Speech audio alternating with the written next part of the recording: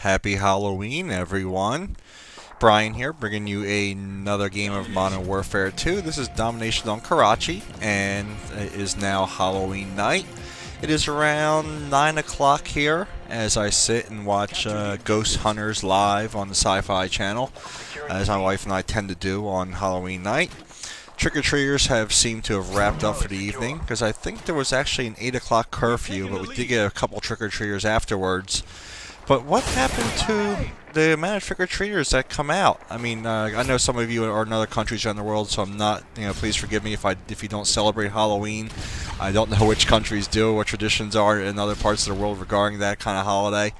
But here in the States, for everyone that's here in the States, I mean, what happened to trick-or-treating? I mean, we got maybe 20 trick-or-treaters the entire day and night.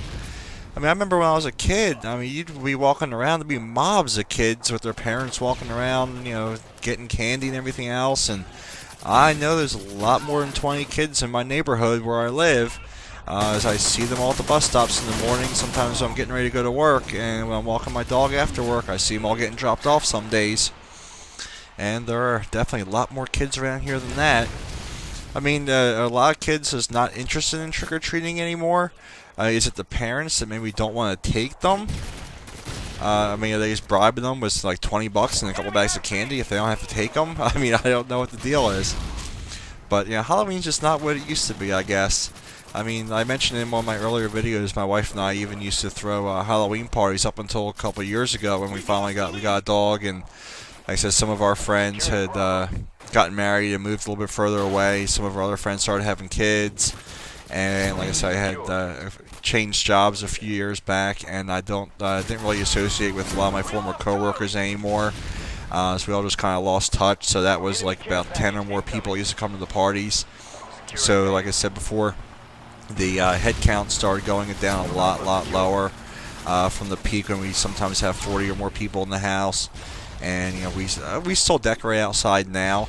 So the kids seem to really like it. Even tonight, a couple of the kids commented that, this is the nicest house decorated on Halloween. It's like that every year, and they appreciate it. I put, some of the orange and purple lights out in the bushes and trees, and put a bunch of big tombstones that I bought over the years out there. And we put a couple of strobe lights in the upstairs windows, behind the blinds, and that looks really cool. And I have like a scary story Halloween sound CD I put in my boombox, and I open up the upstairs window, and a lot of the kids are like, "Where's that coming from? Where's that? A little bit scary. I don't know where it's coming from. Sounds like it's coming from the roof." It's just a lot of fun. I mean, like I said, I've said before, I'm still a big kid at heart, and Halloween and Christmas are my two favorite holidays, obviously.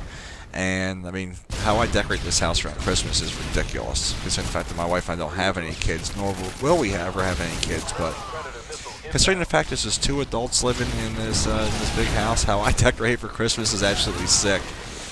Maybe what I'll do for you guys around the holidays this year, maybe I'll do a video, and I'll include some pictures of how I decorate the house around the holidays. And for those of you that are, celebrate Christmas and are into that kind of stuff, I'm sure you'll appreciate the extent I go to. But one other thing I did want to talk about, funny thing was, this game I actually played and recorded on the 26th, which was last Tuesday. And when I was at work today, I was working on Sunday, on Halloween. The only Sunday I ever work. One of my assistants has a kid, so I didn't want to deprive her of taking a kid out trick-or-treating earlier in the day. And my other assistant told me to do some charity work, so I volunteered, even though I'm the boss there, to work Sunday for them so that they could both do their thing and not be inconvenienced in any way. So I was watching, took a couple movies in to keep myself busy, as I wasn't expecting to be very busy today, but it was a lot busier than I thought it was going to be. But I had watched, of course, I was watching a bunch of YouTube videos today while I was at work. And the funny thing was, like I said, I had played this almost a week ago now, and Woody did a video about feeling guilty about spawn trapping. And as I watched it, I was laughing to myself a little bit, because I knew I had this video recorded, and I was going to be working on this for you possibly today, or sometime maybe Monday or Tuesday, but I decided to get to it a little bit earlier. So considering the fact that we were trying to spawn trap the enemy team here on Karachi, which I'm sure everyone that plays this game on a regular basis has been on the receiving end of many times, And Woody had asked if anyone ever felt guilty about spawn trapping someone. And in his comment section, I was like, absolutely not. I mean, we've all been on the receiving end of it way too many times to ever feel guilty about doing it to someone else. Except for the fact that he was playing with, Mirka Durka and a lot of the other bigger, more skilled players, bigger commentators that really know the finer nuances of, how to absolutely dominate and decimate another team. Obviously, which you can see from watching the video and watching the mini-map on here. Playing in a regular public match with a bunch of randoms, these guys really don't know how to do very well. We just have them spawn trapped up C, and a lot of the guys, even though I was trying to tell them, if you can see my microphone flashing from time to time, that please stay the hell out of C, don't push in too far. I don't understand why some guys, this game has been out for almost a year now. How you guys can't just, probably actually over a year, hasn't it? No, probably about a year. Just sit back and just keep the spawn trap going. Why do some guys feel the need to go rushing in and force these guys to go spawn in someplace else? I mean, you would think after 12 months of playing this game that you would have a firm grasp on how it should be played. I mean, we're not even going to get into the other garbage stuff, but just a simple concept, a simple strategic thing like that still seems to escape some people. I don't know if they're just over-aggressive or if they're stupid, or they just don't care. I don't know. But I did end up with, well, actually I'm not going to tell you guys that yet, but I did fully participate in the spawn trap here the best I could, and I definitely got a decent amount of air support called in. I think I got 2 Harriers and 2 Payflows. For whatever reason here, I wasn't really interested because I haven't had a whole lot of luck in getting up to the spot in the last few attempts I've played on this map. So I really wasn't going to go for the 6-9-11 because I really just wanted to try to take the easier route and do the 5-7-9 because I figured that would be good enough as far as kills go. Not to mention the chopper gun on this map sucks ass, and even the AC-130 can really stink depending upon where the enemy team is spawning. And you pretty much want to get one good circle around before the AC-130 even moves to the position that you can't use it on this map anymore. But now I'm in a good spot up here, and my team is still moving around back there.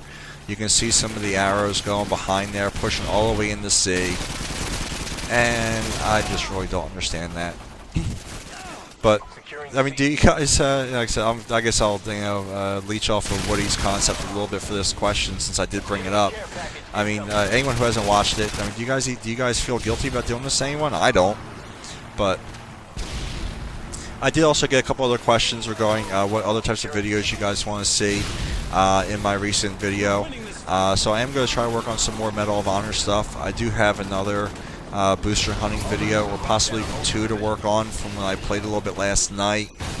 And I'm going to be working on as well, I'll probably start this on Friday, this upcoming Friday, because I'm off for a 3-day weekend.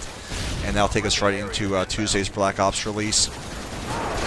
I'm going to be working on a couple wrap-up videos. I'm going to do probably a somewhat of a live commentary where I will go over all of my barracks info, kills, deaths, kill-death ratio, score ranking, and everything else, and go through all the achievements I've done, titles, emblems, all the challenges I've completed, and everything else, and just do a kind of wrap-up video that way.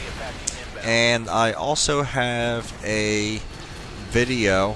Well, I don't want to give away too much information about it, but let's just say I'm going to give a little sending off message to Infinity Ward, and I have a video that I saved from, I want to say like 3 or 4 weeks ago actually, that turned out that when I played it, the thought immediately popped in my head, so I'm going to be doing that for you as well. So obviously here, even though the spawn trap wasn't perfect, we did dominate the enemy team 200 to 101. And I ended up with the most kills out of both teams. I finished up 43, 3, and 9. So until next time, guys, I hope you enjoyed the video. I'll see you soon, and I hope you have a good one.